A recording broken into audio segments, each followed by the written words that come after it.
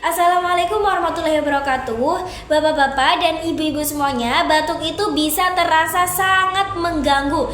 Tenggorokan gatal, dada tidak nyaman, apalagi kalau muncul di malam hari. Banyak orang mencari-cari cara alami untuk membantu meredakannya. Salah satu cara alami yang sering digunakan untuk membantu meredakan batuk adalah minum madu dengan air hangat. Nah, caranya gimana nih? Caranya sangat mudah sekali. Siapkan 1 gelas air hangat, tambahkan 1 sendok makan madu, aduk hingga rata. Minum perlahan, terutama sebelum tidur. Nah, cara ini sering digunakan untuk batuk kering ataupun batuk ringan. Kalau kalian ingin mengonsumsi madu dengan segelas air hangat, hindari memberi madu pada anak di bawah 1 tahun.